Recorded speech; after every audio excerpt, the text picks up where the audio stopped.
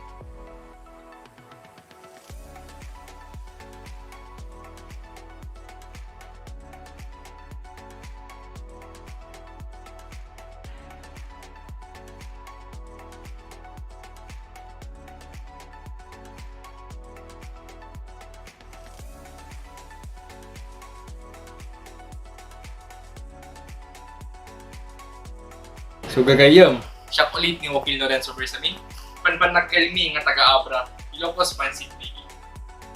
Mangan!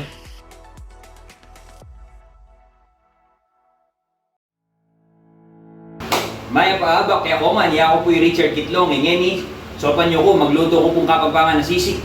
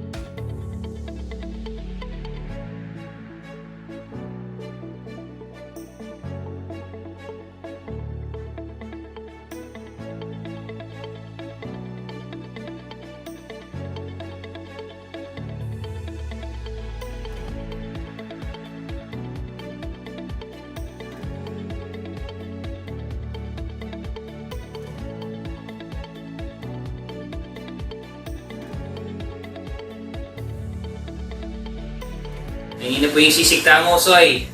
Tara, mangan.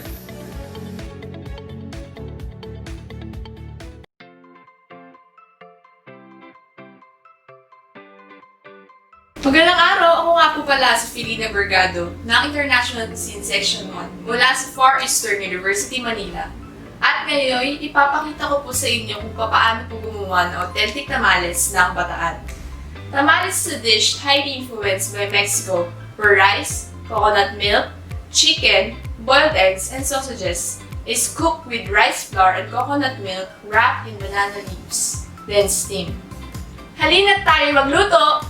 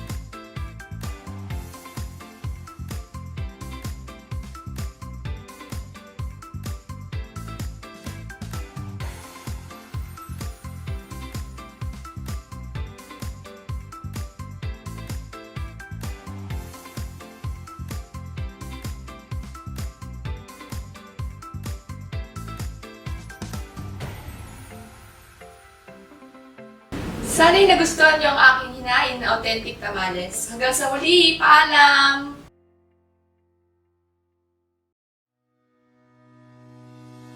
Good evening everyone, I'm Chef JL. I'm here to show you how to cook our commonly dishes in Navotas, tochong bangus. But originated in Chinese cuisine. Pero mas common siyang dishes sa amin dito sa Navotas.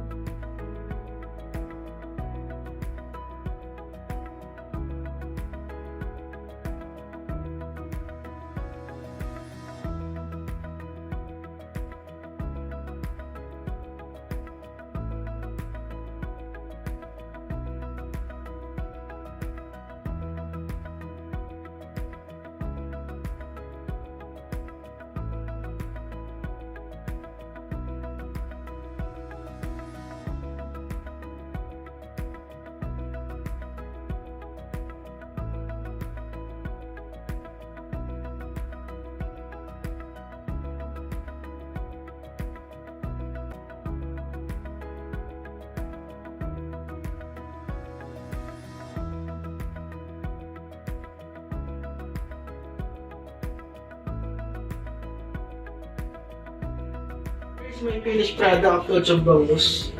Bali, hindi siya ordinary o commonly na tochong bangus na may tause. Bali, inalis ko yun.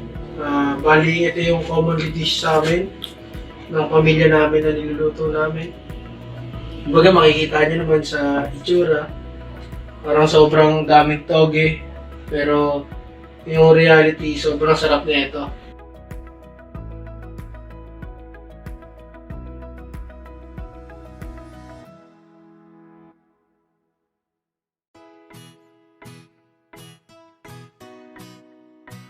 I am Jundaina Dumukalangan from International Cuisine Section 1 under Chef JL Tuason. Pancit Habhab is a local delicacy originated from the province of Quezon. Pancit Habhab is usually served without utensils because the essence of having it served on a banana leaf is to be eaten directly without the use of utensils, which then gave the dish its name Habhab. Let's go!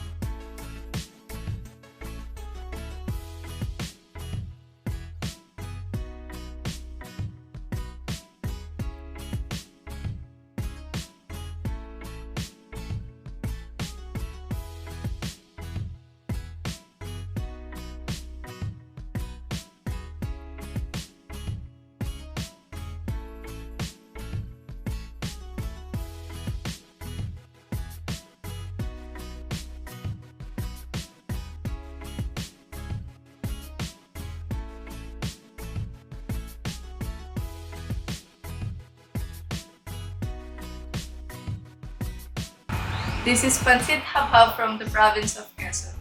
Enjoy!